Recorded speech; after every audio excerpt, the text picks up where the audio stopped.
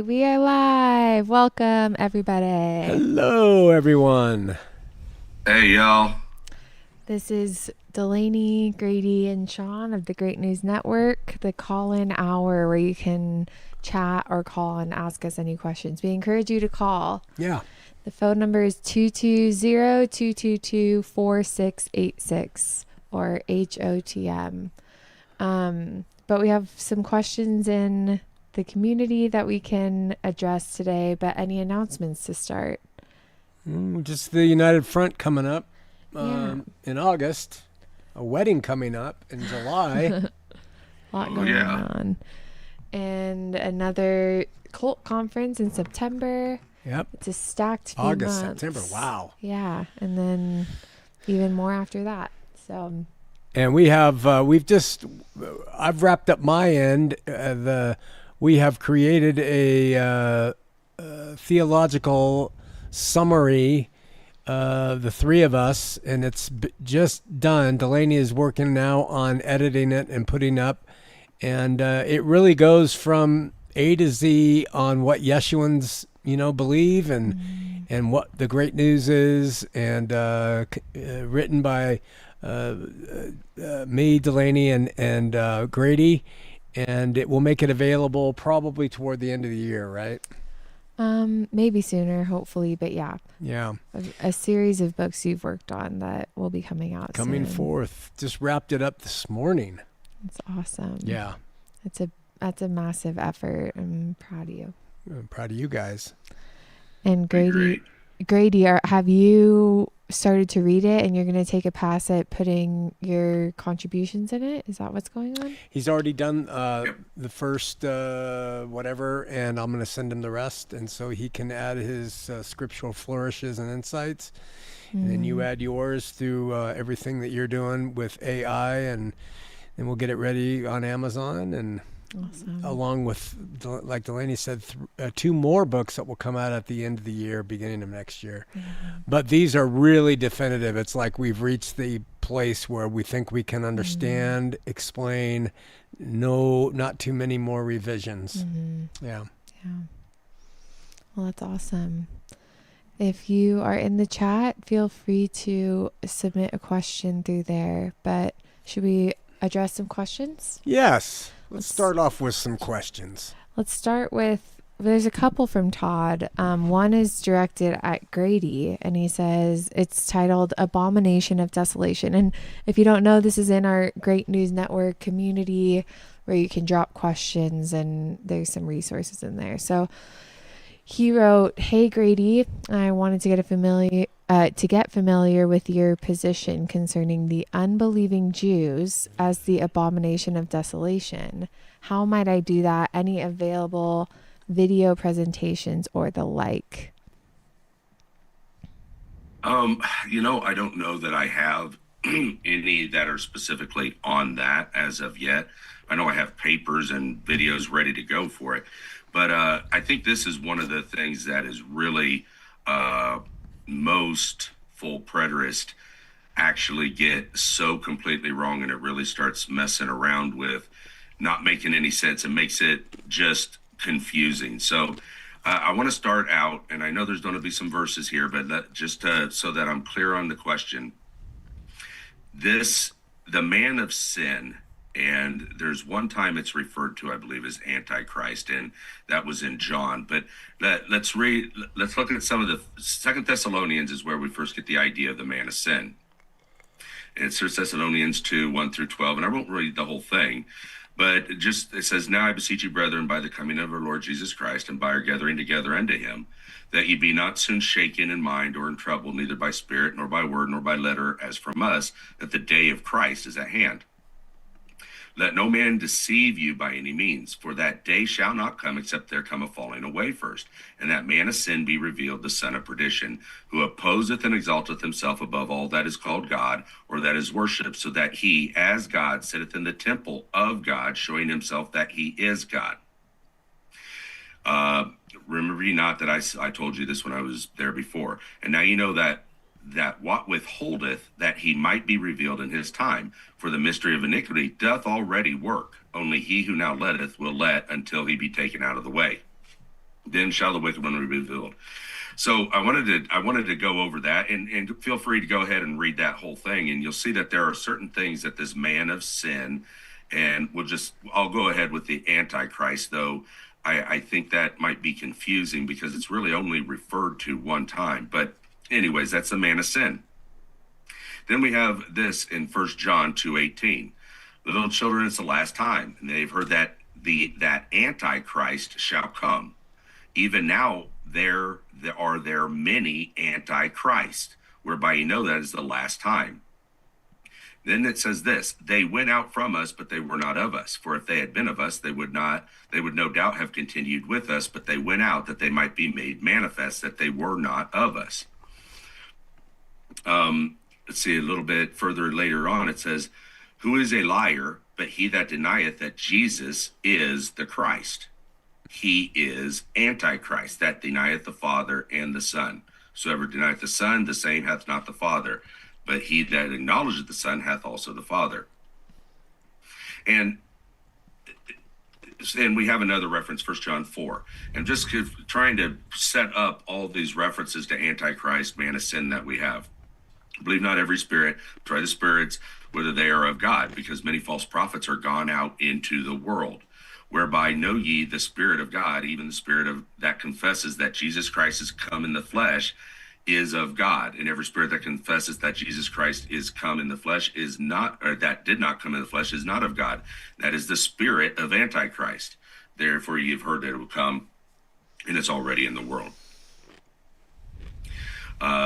And many deceivers come into the world. And, don't forget, Christ already predicted this. He said, and this is something that I think is often misunderstood, when Christ said in all three of the discourses we have, he says, many will come in my name saying, I am Christ. Now, there were people who came and they did say that they were the Christ. There were a few that came and said they were the Christ. But if you actually look at what he's saying, he's talking to his disciples, and he says, many will come in my name saying I am Christ, and will deceive many.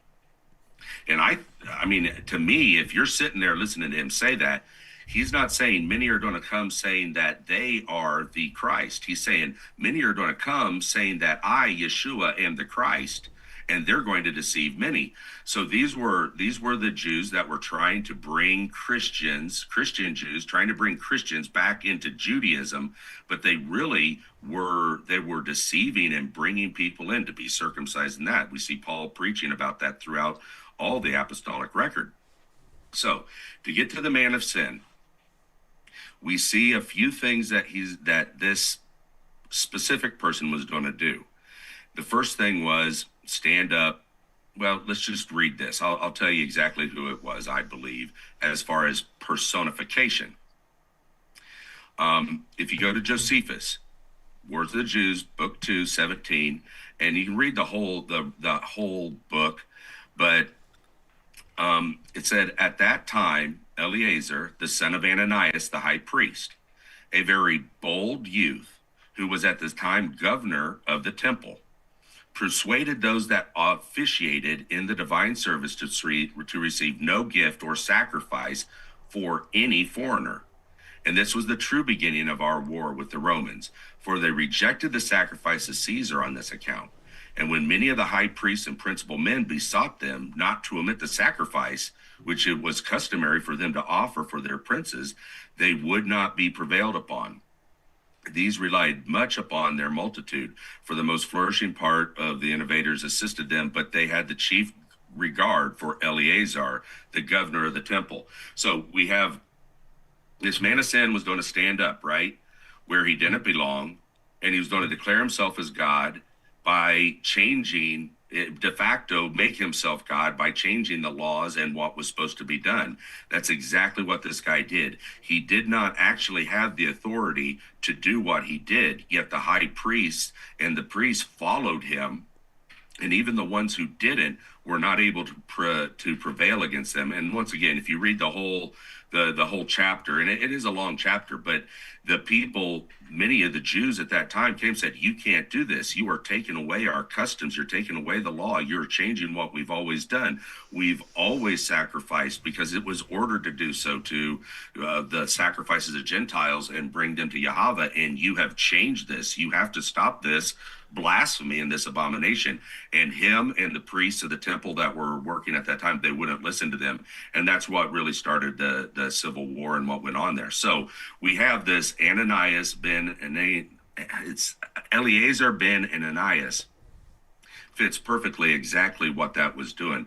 And I think when we think man of sin, a lot of times we think, oh, a specific individual. And I think this could be an embodiment of that. But I think the man of sin was the position of high priest. They were the number one people who told the people Yeshua wasn't the Messiah.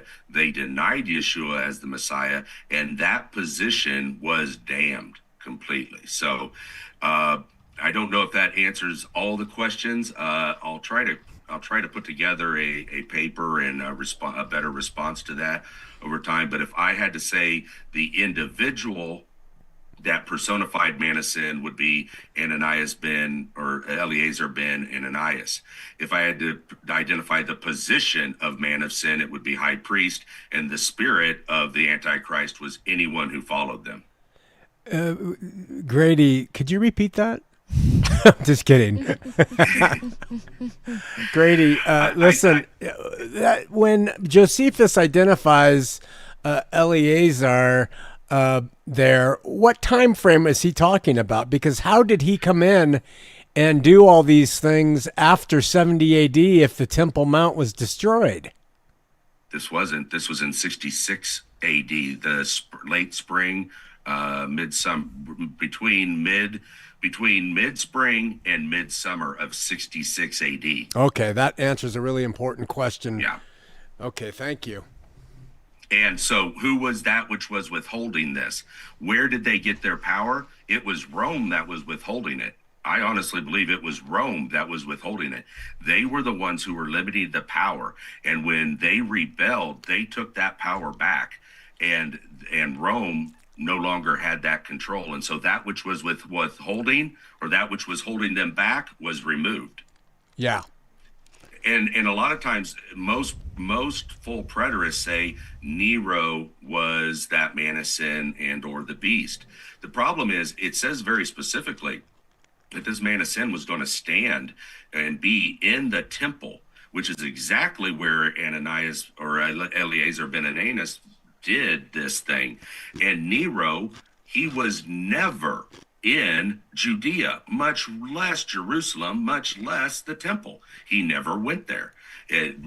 Nero does not fit in any way the Antichrist, and that's just my opinion. But I know it goes against a lot, but it just isn't there. It goes against my 22-piece art set. Dang my it. favorite part of the art set. My favorite one. I think that's awesome, though, because the favorite one then shows that the most favorite thing is a myth. Yeah, exactly. It's exactly how we work.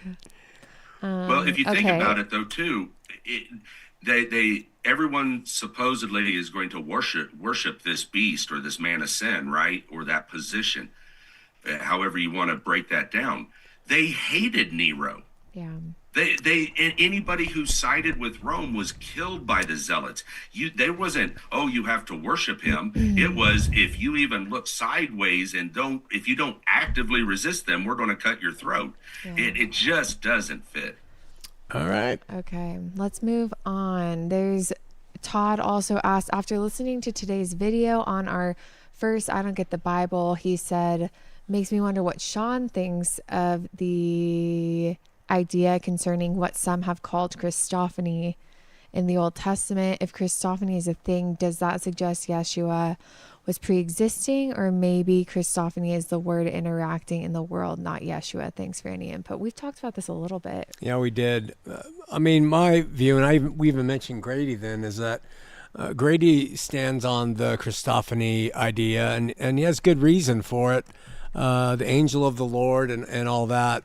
But and to call it a Christophany automatically, to me, brings Jesus the man into the Old Testament narrative and supports the thinking that traditional Trinitarians think. That's why it bothers me. It's difficult for me to believe that traditionally the forefathers have known that that was Yeshua. I'm not saying it wasn't God. I'm not saying it wasn't the Word of God. I'm not saying what would become Yeshua, but I don't even like to say a Christophany because it lends to the idea of Yeshua the man being a person pre-incarnate, and that one troubles me relative to everything else. Mm-hmm. Agree 100%. Yeah, there is a word. We use words and we throw them around like Christophany, and then we say, well, Yeshua was the Christ, so that means it was him appearing before. I agree with you 100% on that, Sean. I don't like the word. I think it was the word manifest. Yeah. I do not think it was Yeshua, because Yeshua was the man born. Right.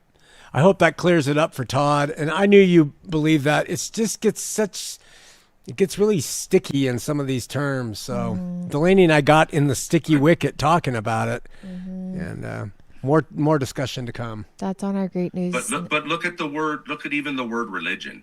I mean, we have a definition and understanding of what religion is today, and then since we have an understanding what religion is now, when we go back to the Bible and we see religion, we assign our understanding today to what was written then. Yeah. And really, I've really been studying this, and the biblical idea of religion was not what you believed. Religion, when spoken of in the Bible, had to do with what you did based upon what your doctrine was, what your belief was. So true religion was what? Taking care of widows and orphans. It wasn't what you believed. It was what you did based upon what you believed. Wow. Yeah. Now it's become what you believe. Yeah. And now we think of what we believe, just like the word decimate. You hear them used all the time. Man, they just decimated him. I mean, wiped him out completely. No, decimate means literally 10. To take away or to remove 10%. Yeah. But we change the meaning of words. So but then the danger is when we change those meanings and then we try to read our understanding of what that meant back into the text written 2,000 years ago, that brings us into some trouble. Yeah. All right. So in the chat, Grill Master says, how were the books chosen to be out in the Bible while some were left out? It's a good question. They looked for a hand of an apostle in the creation of the book, whether through a scribe, amanuensis, writing what the apostle said, or whether it was from the hand of the apostle himself, like Paul will sometimes say, look, I've written this in big letters because my eyesight's bad, or whatever. There was that. There was also the through line of the content being consistent with the Old Testament, with prophecy. Then there was the through line of the writings being consistent with each other. There was a lot of pseudepigrapha autographs around in that time, so it was a process. And even up until Luther, they've debated on what should be in there. The Catholics have a different list of books in their Bible than the Protestants. And so it wasn't really a set canon definitively, from everything I understand, until the Guggenheim and the printing press. And even then, they're still up to debate. You guys have anything to add? Or Nope, that pretty much covers it. I think an interesting thing to note is that the extra books that are in the Catholic Bible, they were actually translated by King James, and the Apocrypha wasn't removed until the early 1800s. And it was actually a distinction. It was actually a choice made to distinguish a Protestant Bible from a Catholic Bible. So, they're historical books. Yeah, you're exactly right. It wasn't ever really set, but the major change come before 1800, before the early 1800s. The apocryphal books that are in the Catholic Bible were in every Bible. So Yeah. that's just something to note. And also Luther, he had his what is called his Antilegomania. I think that's how you pronounce it. And those were the books he said, yeah, I don't think we really need them. Mm. And I kind of agreed with him with Revelation because of the trouble it's caused until I started to study it. He Mm-hmm. also said James was, I forget Yeah. what he called it. It was something like almost like a piece of trash. And then he didn't like Hebrews that much either, which is just Nope. stunning. Stunning. That's crazy. Yeah, Luther and Calvin, they both expressed ideas that they really didn't trust or like Revelation. Mm. That's for sure.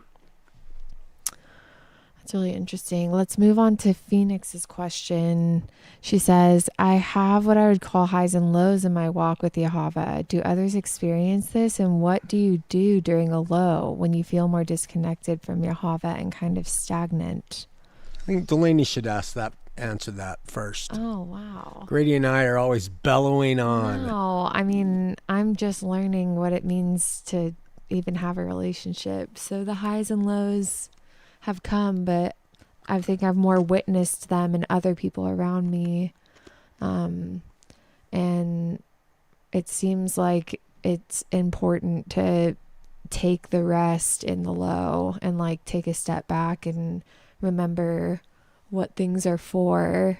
I think the lows serve that purpose to keep you out of being dogmatic about details and things that you gain clarity on in the highs aren't as important as, just faith in him in the lows. So, but it seems, it's pretty cliche maybe, but it seems like reading the word helps that. Yeah, What would you say? definitely.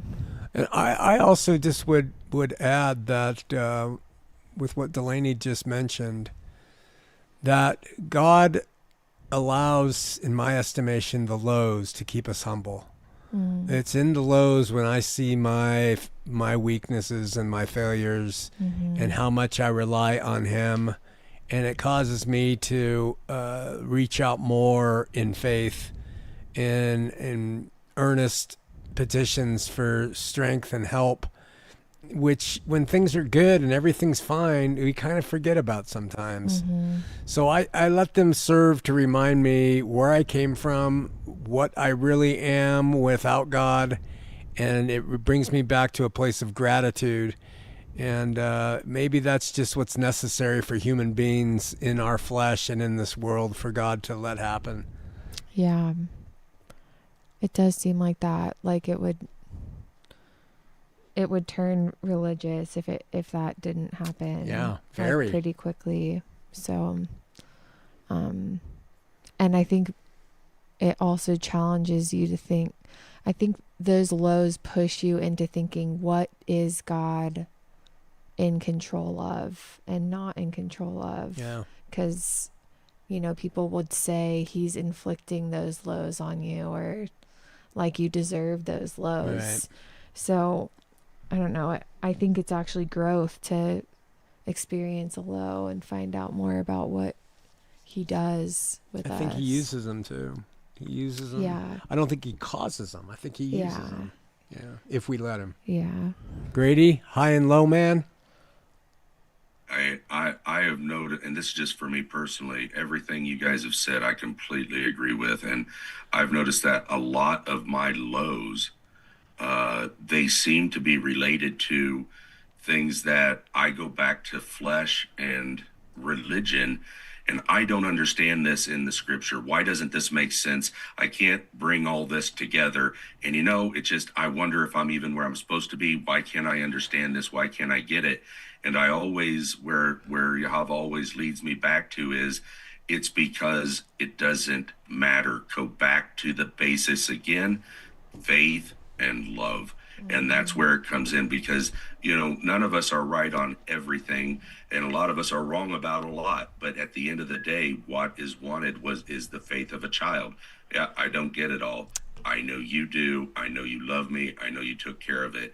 And that seems to be where I always come back to. And that is where I've realized a lot of things when I humble myself there, because I was getting that arrogant head. Hey, I got this figured out. I got this completely understood. I remember there was one time Sean asked me, Grady, we got a what call. percentage of revelation do you think you got figured out? And I said 99%, something like that. I was like, oh crap. Grady, we got a call. We have a caller here. Let's take them. Sorry, brother. Hey, caller, you're on the air. Do you hear us? Hey, aloha, guys. It's Lindsay from Hawaii. Hey, Lindsay. How you doing? Hey, how's it going, guys? Good. How are you? I just wanted to call and tell you thanks you so much for your teachings on Sunday. Your song teachings are so wonderful, and they're getting better and better, I gotta say. Oh, They praise really God. are. I agree, Lindsay. Thank you, And brother. I was trying to send my... Sorry, go ahead. I said thank you, brother.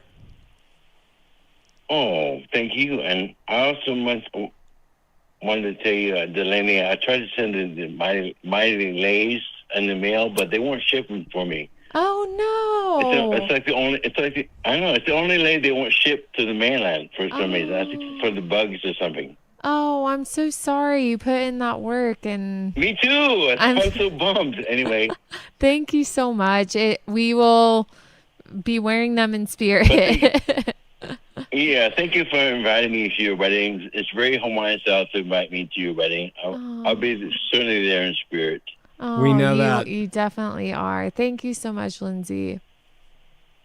And I may try and come out to Utah for your meeting in November. We'll see. I hope so. That'd be great. Have you guys met in person? I know. I would love to meet you all. I would love to meet you. I feel like I know you so well already, but I've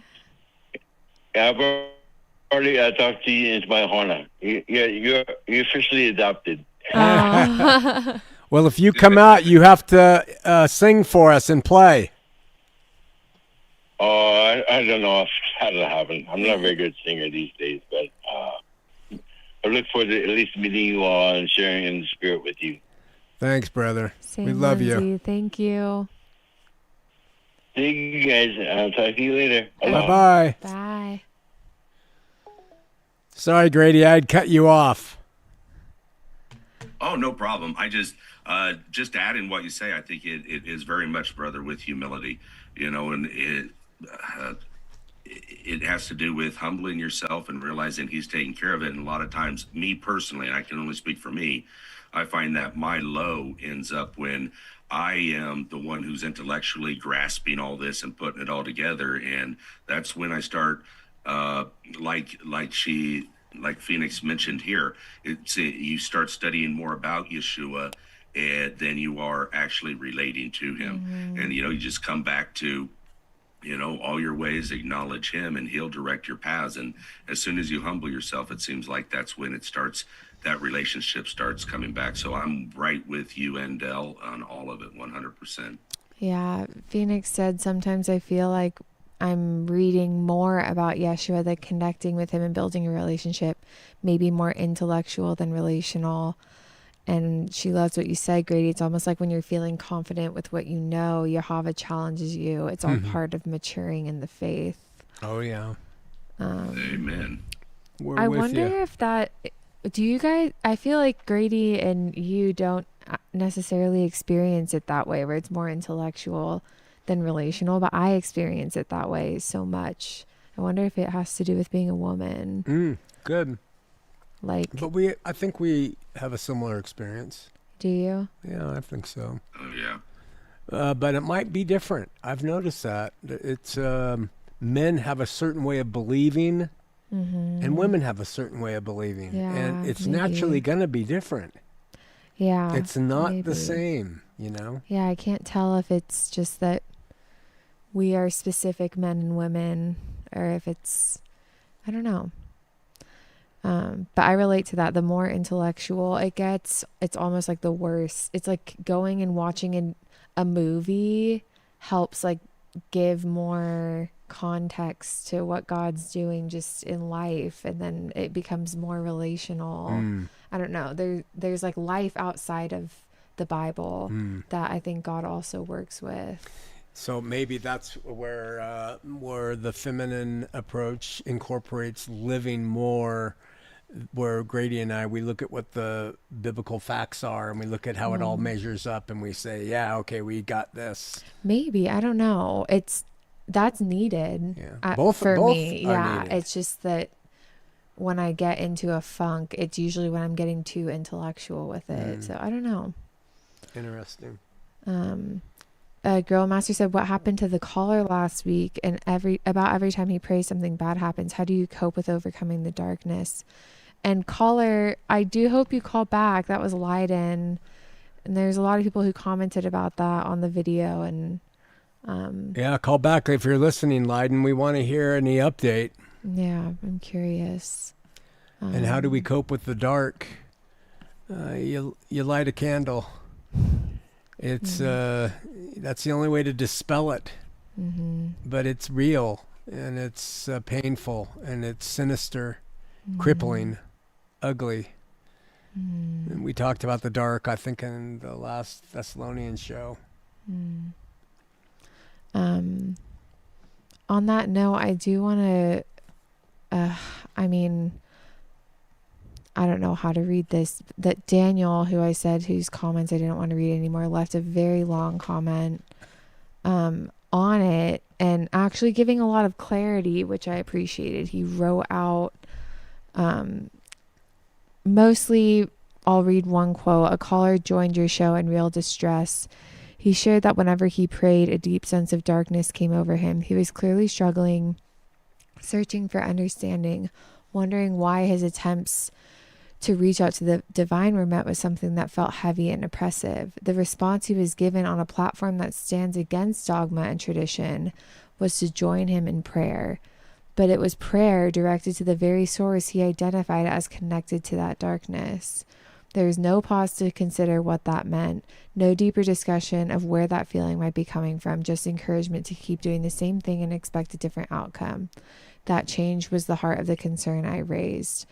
And for anyone listening, Daniel is very clearly, if you read the rest of that comment, saying that Yahweh is a God of darkness, and he keeps commenting on our stuff saying that. So he clearly saw that call in that light. But what do you all have to say about that? Anything? Want to go first, Grady? Yeah, Yahweh isn't a God of darkness, and that is who we do pray to, and he is the Father of light. He is love, and that is who we're directing it to. If you think a name is he knows your heart. And whether you think it's Yahweh, whether you think it's Yahweh, whether you think it's Jehovah, if you are praying to your creator, he knows when you're praying to him. And we don't have to worry about things like whether we're pronouncing it exactly, perfectly, correctly, or that. He knows our heart. So the idea that we were encouraging him to pray to that continual God of darkness by calling him and referring to him as Yahweh is just, I don't see that anywhere biblically in any way. We were encouraging him, and we were praying with him to our Father, our Creator, who is love. So I get what he's saying. I just completely disagree. He also said, before you say anything, Dad, he listed several verses that say things about he sent darkness and made it dark. He reveals deep things out of the darkness. Like, never saying God is dark, but things that imply. And he says there's a consistent theme.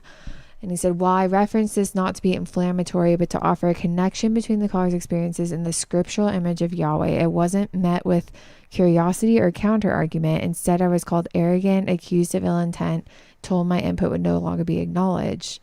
And I have to ask, is that not the very kind of response typically found in the same traditions your show claims to question? The moment someone challenges a deeply held view, the conversation ends and assumptions about motive take over. And that's not true. Like, it wasn't the moment you challenged a deeply held view. You have chimed in ceaselessly without any clarity. This was the first time you clarified your intent. All we've gotten are little probes about how Yahweh is dark. Every time we try to talk about God, you come in and say God is dark. So it just felt that way, and you can only go off of the information you have. And I just said I didn't want to entertain that tone, and now you come back with a different tone, and I apologized in the comment. Like, we aren't trying to. So anyway. And I just add to Daniel, what we talk about here, at least in my mind, is not propositional. It's something we believe, Daniel.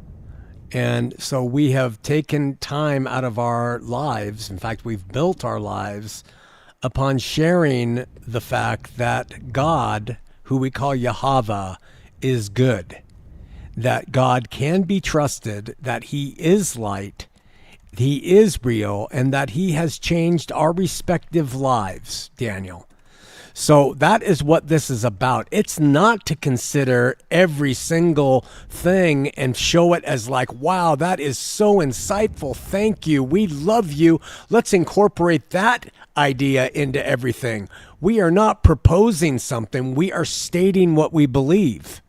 Now, what you're like, Daniel, is me teaching my daughters that it's important to guard their virtue when they're young, and you showing up on the front yard and saying it's good to lose your virginity, and expecting me to say, you're right, there is goodness in that. Sorry, buddy. It's not dogma. So when Leiden called and he had a problem with prayer and he said bad things happen when he prays, the reason I gave the advice I gave is because I think it's a misinterpretation on his part or your part that God is causing bad things to happen to him. I wanted to show him that prayer can be trusted. And that we do look to a God. It's not propositional. We do pray to him. And we do ask him for help. And if Leiden is experiencing darkness, in the face of that act, there must be another answer. So we don't think it's dogma to then encourage a believer. He's definitely an astute believer, Daniel. I don't know if you could hear that in him, but he has been studied. He's going to church. He was a sincere man. He was coming to some sisters and brothers here and asking for advice, and we gave it to him. You came in and you wanted to throw in your single note on the piano that Yahweh is darkness, when the scripture we trust says repeatedly there is no darkness in him at all, no shadow of turning. He is light. You want to confront us with that? Find another channel. Thank you. And I will just touch on one thing that Del said too. There was absolutely nothing whatsoever that Daniel had ever commented before that led us to believe anything other than what he was saying, which was Yahweh was darkness. And every comment he had put until that comment had been confrontational and negative in every way. Yeah. So I'm glad he did clarify his position, but there was no way for anyone to understand what his position was because every comment he put was antagonistic and authoritatively anti-Yahweh. So. Yes. Yeah. Thank you guys for addressing that. I wanted to get to a couple of our dear commenter, Linda, some of her comments. She's left several, but some that have actual questions in them are on your weed show. She said, does weed open doors to demons? Well, I mean, it opens doors to the human brain that are not normally opened through sobriety. Are those demons? Well, sometimes I get some really good ideas that are really loving, and sometimes I get ones that are just not. So I don't know, but I that's the old standby, is that it opens up portals to demons. But I dedicate my time with it to God every time, and I try to be cautious with that. Perhaps there are, I don't know. Do you partake of the devil's weed, Grady, or have a comment on that? Grady has one story I did about weed. One time, and everything was perfectly fine, except I peed the bed that night and woke up and my car was sideways in the driveway still running. Demons, and I'm like, nope, not for again. sure. So I never did take it again. So I mean, to each I like person beer. is I like different. beer. Yeah. I mean, you could say alcohol brings demons. I So don't I call know them why spirits. yeah, seriously. Like you could say listening to certain music brings demons. I don't Tacos know. brings demons if I eat enough of them. Oh man. Okay. Linda also I think a asked. lot of it has to do. Oh, I'm sorry. Oh no, Sorry. it's okay. I think a lot has to do with the purpose. Yeah. What your purpose in doing it is too. I mean, Yeah. that does play into it. But If you're praying to gods that are demons when you're doing it, True. perhaps They will arrive. yeah, Oh man. But that's the thing. Everything about this ministry has been disconnecting flesh material from spirit. Sorry, I thought we were getting a call, but this is something else. So Yeah, the we're trying weed to. can bring things, and then it doesn't all like there. Yeah, there isn't. But I wanted to ask really fast, like the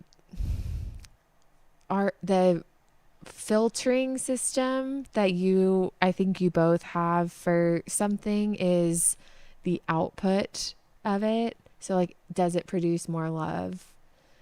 Like that's usually the way you gauge if something is good or bad, right? That's how I gauge how to use the thing. Use things, right? There's no intrinsic badness in anything. Right. Wait.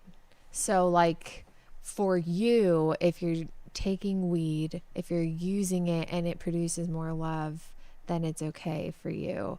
But if you're using it and it produces, like, the weed isn't the thing that produces more love, is do you produce more love Right. with it? Is that what you're saying? Yeah, I use love as the guidepost on how much I use it, when I use it, all of that, because I've seen that when I don't have those guidelines in place, it leads to less love. I become more selfish and indulgent, more entitled, more can you do this for me?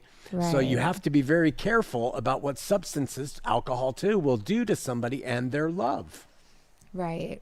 Which makes it like, it's sort of like a utilitarian argument. It is. Like it's about the way what it produces in the world gives it its value or not. Yeah, I'm a big fan of utilitarianism and the founder of it because I think that it's a form of pragmatism. Yeah. And because we were given dominion over this world and pot and alcohol are a part of this world from Noah getting drunk, that we have to learn how to do it. But I hate religion that just cuts it off and says it opens up to demons. Yeah. Yeah, I want to separate out the material prohibitions to things. Yeah. And then govern myself through how much is my love affected by my use of such. Okay. And okay.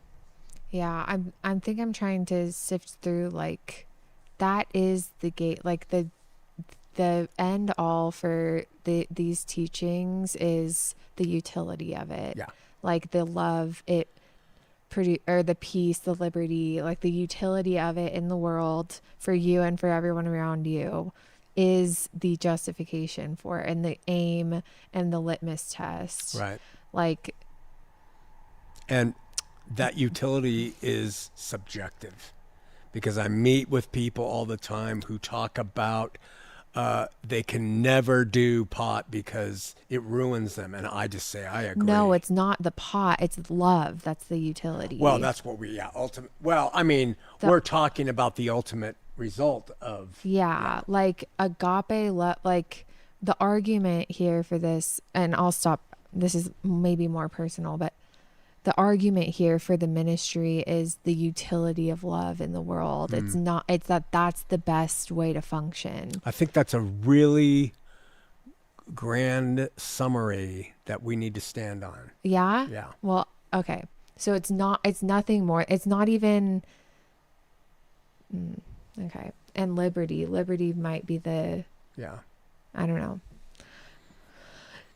And so on that note, Linda also said on your new culture episode of Radicalized, she said love alone with like a gasping emoji. And she said, I should think that Jesus would refute you in John 3:36, John 14:15, 1 John 5:3 and Matthew 22:35-40, don't you? Well, without even looking those up, I would first remind Linda that all of those things were said by Jesus to his own people. That's the context. So however you're using them, I want you to understand out the gate that he didn't say it to you, unless you're a Jew reincarnated from that era. I mean, bottom line. So I don't know what those specific things were saying, but the commandment is faith and love. And we always say faith and love in that order. So it's not just love, but love is the end of the law, you know? Yeah. Phoenix said, why are Christians... Oh, there's a couple other questions. Sorry, I missed these guys. Girl Master, what was Joseph Smith's very first record about the Book of Mormon from the very beginning? Records about the Book of Mormon from the very beginning. Well, the very first thing he said was, on the night of the autumnal equinox, an angel appeared to him in his room, hovering above the floor, and told him that there was a set of plates that were buried in a hill, and that was the first mention of it in his history. That story varied. His first vision accounts varied, but that was the first story he gave on there being plates. Okay. Dean said, is the name of God less ambiguous than the ever-changing titles and who is being talked about when identifying the entity we commonly call Satan? I think it's more important.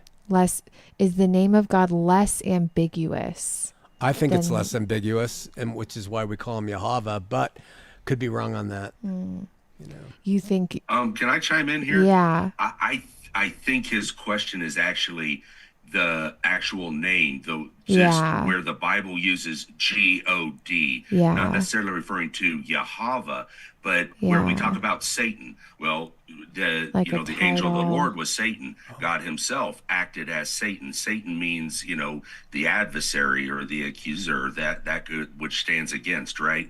And I think he's using the name God as God because sometimes God is used to refer to pagan gods or idols. Is it less or more ambiguous than what we talk about when we talk about the name or Satan, how Satan changes? Does God, the word God, does it used the same way? I see. And I would say yes. Yeah. Because you have gods as in, say, Elohim, that's translated as God, but it isn't talking about Yahweh God. And so I think that's what he's saying, but I could be wrong. I think you guys are right. He followed up and said, I'm not sure if I understand this. He said, I wonder if people just focus on the higher overt concentration of positions whirling around where Christ was mixed with the popularity in modern times, if the well-made Exorcist movie, perhaps. I'm really sorry. I'm not picking up the point entirely, but ask it in a different way if you can. Do you guys understand? Not completely. No, I don't. I don't understand that. I think his original question, though, because if I read it, it says, when identifying the and who is being talked about when identifying the entity we commonly call Satan. And I would say that along with depends on when you're reading in the scriptures is what I would say. But I would say basically, if I had to identify what Satan was as we read it in the apostolic record, I would refer to it as Judaism, the high priesthood, that man-made religion that worked against everything that God actually wanted it to be. Okay. Phoenix, why are Christians afraid of demons? We all have the Spirit of God within us, and demons cannot dwell with the Holy Spirit. I don't believe in demon possession. Yahweh is infinitely stronger than any darkness. There's no need to fear demons or darkness. Yahweh is in control. Trust him. Yeah, I agree with that. That said, I don't believe in demonic possession, I guess. But I do believe in dark influences. And so while God is in us by virtue of the victorious work of his Son, it seems to me like there's always the liberty for anybody to allow whatever force they want to take control of their lives. Mm-hmm. It seems like that's more of the question, is there are people that do really like the darkness. I feel like Phoenix, maybe, I'm curious if you could say you like darkness. Like, it seems like you are just a light person. Oh no, I'm I'm very no, much. I mean, Phoenix is a light person. Yeah, like yeah. You, for instance, like darkness. Yeah, I like it's enticing to Yeah. you. So it's more of a strong temptation, Yeah. even though obviously God is in you and you Right. choose that. Like, it's more about the person than the darkness being more powerful than God. Right. Would you say? Yeah, maybe? I would agree. Do you have thoughts on that, Grady?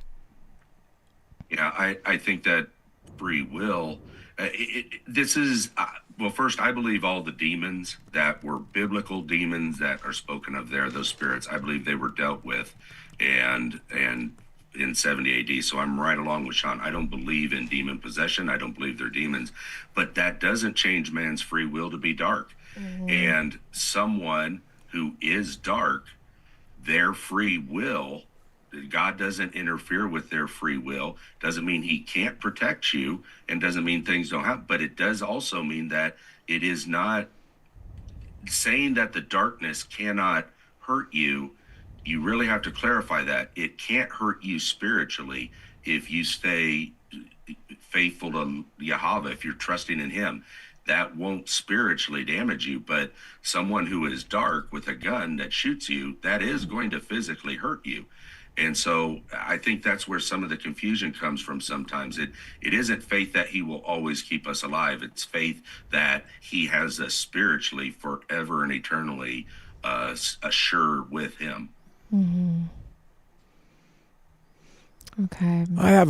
I'm sorry for the personal reference, and you guys have heard of it from me for 20 years, but I still cannot understand why some people, they walk into a room and they gravitate toward Flowers, Martha Stewart, Carole King on the radio, and Quiche. And I want to walk in and I want to see Tool. I want to see the walls black.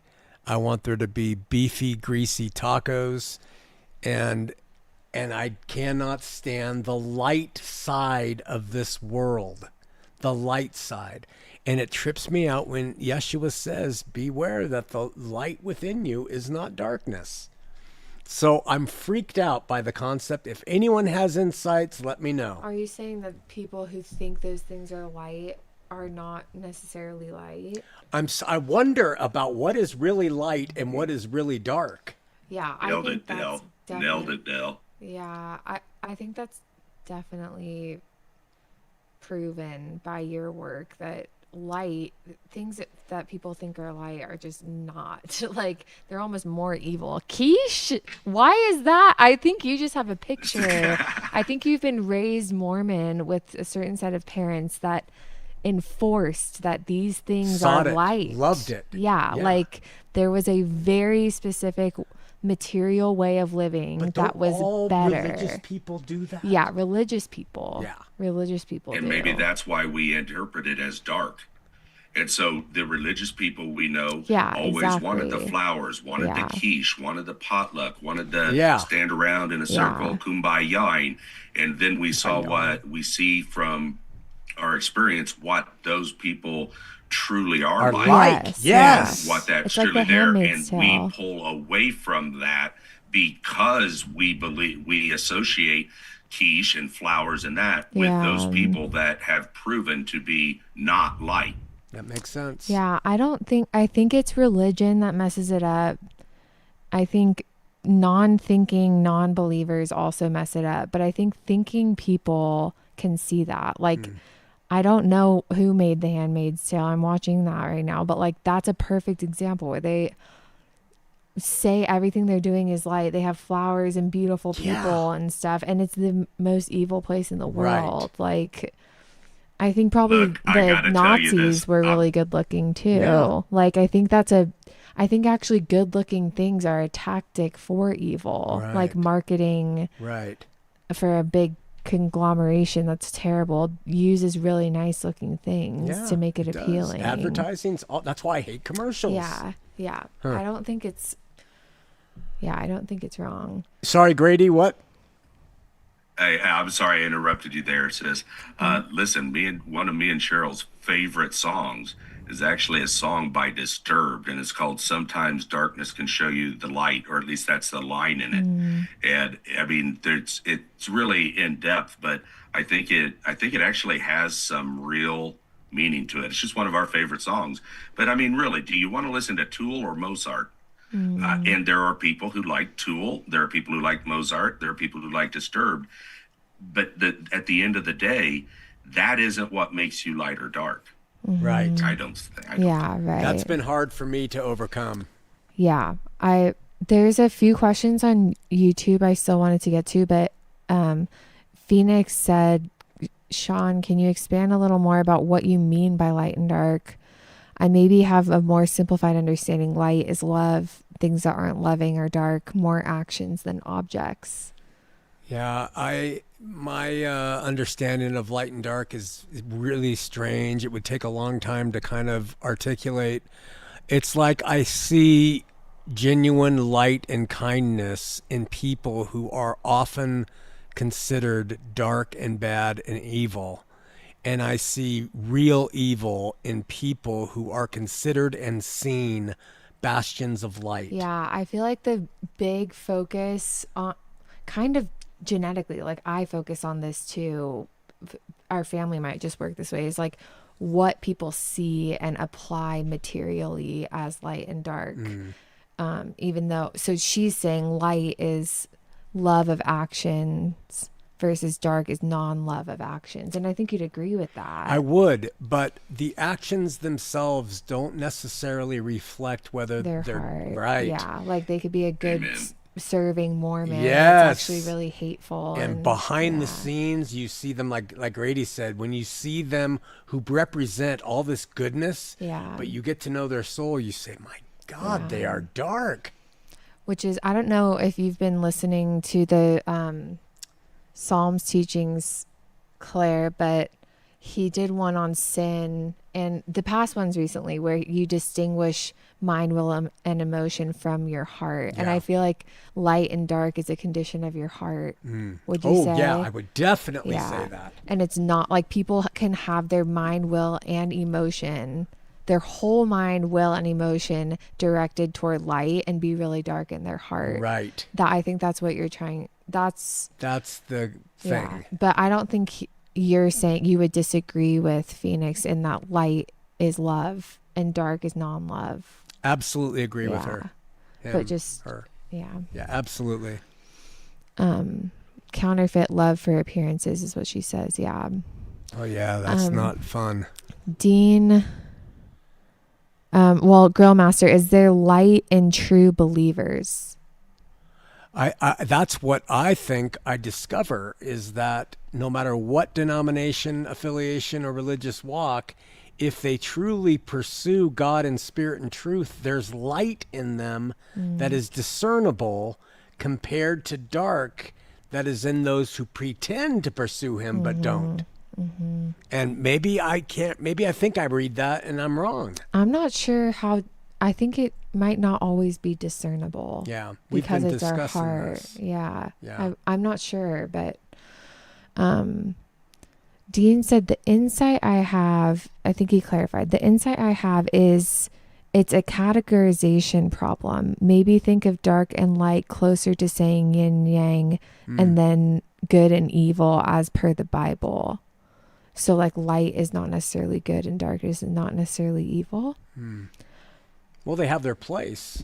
Yeah. What's complicated to me is that we all have light and dark in us, in our hearts. Yin and yang, yeah. We have the propensity for both in our heart. But what Claire is saying is we also have God in us.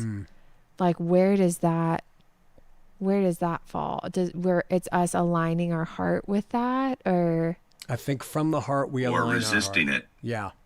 Or I resisting. think you're or Right. absolutely resisting nailed it. it? I I think see. there's light in every single, I'll just say, sane human being.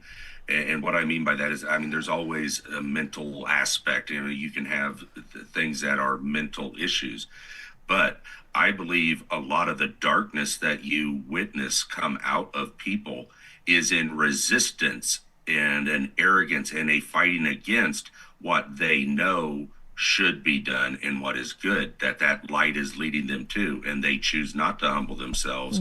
They choose to resist it. And that's why it seems like some people are so evil. Why? Is it because they don't know good? No, I think they actively hate it. They call them misotheists in the. Yeah. It's an interesting thing. Well, we need to wrap up, but I wanted to address 2 quick questions. Todd, TGNN still uses the name Jesus regularly instead of Yeshua. Is that on purpose, old habit, just curious, no judgment at all? Just wondering. And he said, as an aside, saying Yeshua sometimes makes me think of your teaching about the sock rule, if you follow. I wonder that when I say Yeshua, others judge me as pious, but I'm just trying to be respectful to Christ, which is why I don't care when folks say Yeshua. Even if they know the difference, it's what someone means that's important rather than the pronunciation, I hope.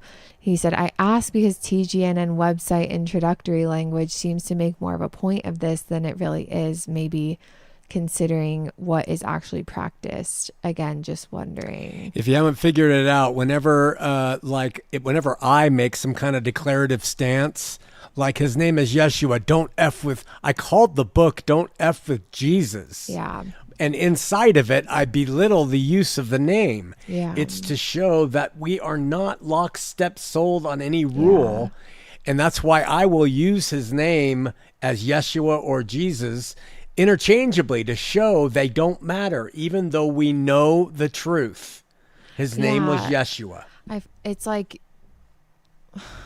just because you want to relate to someone at their level on an interaction and say Jesus instead doesn't mean, I feel like Todd questions why we assert Yeshuans or saying Yeshuan, not Christian. That came up before, and it's like, it doesn't mean you can't say what you believe and stand on. Like, and to have an organization, like, you have to have something you stand on. And the first thing is like, we're Yeshuans. It's just, and it's not like a dogmatic thing. It's just a distinguishing, like, Christian is just so loaded. If it wasn't so loaded, I'd probably call myself a Christian. It's not, it's not dogmatic, but. And I am much more convinced of the distancing from Christian and Christianity, even though it's offensive to people. It's offensive to them because they have good hearts and they want Christ to be exalted throughout the world. But the fact of the matter is, what people have done with Christ and that name Christianity is appalling. Yeah. So. What do you think, Grady? Yeah. Sorry. And there we also have a Christian, though. You know, that is, Christian is followers of the anointed one, and to me, that we don't call they don't call themselves just or Jesusians, right? You know, we're specifying who our Christ, our Messiah was, and it was the Yeshua. And if you pronounce that Jesus, okay. And a lot of times when I do it, it's because I'm reading the scripture, and when I read it, it says Jesus, and I just forget or don't. It's Yeshua. What our distinction is we follow by name that Yeshua. Amen. And that's just how I look at it. And it's not just a generic Christ, an anointed one. No, we identify him by name, just like they were supposed to identify Yahweh by name. Amen, brother. Yeah. But no, they called him the name and Elohim and that, instead of identifying him as Yahweh. And so I just see that as a distinction with us. We identify who our Christ is. I feel like people lose the fact that to call yourself a Christian today implies that you demand certain beliefs or the person's going to hell. And like, we're stating a way of believing that's first and foremost subjective. To call yourself a Yeshuan, it's subjective, and everyone's scared. This, not just you, Todd, like over the years, people have been scared of naming it or even like gathering because it's becoming a church, quote unquote. And it's like, no, as long as it's individuals being subjective, you can like gather as a group. Right. It's not as long as just that's pure maintained. anarchy. Yeah. Like as long as that's maintained, and it won't grow very big because that's maintained. Like it's a really hard thing to maintain, but it doesn't mean you can't like name what you believe, right, and live by that. I don't know. It's good stuff.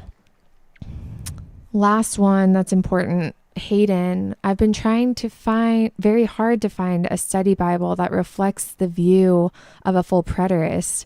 Can't seem to find one. The study Bible I have in the footnotes come from a futurist lens, which is quite sad to me. What Bible do you think is the best read for someone that's a full preterist? The TVAR. Which I'm just is kidding. Still working. But actually, though, my dad, Shawn, here has commented on Revelation and John. And I think you finished more. We just haven't published them. Is that right? Yeah. Well, I'm trying to, maybe I got to get back to focusing on getting that done. Maybe. Yeah.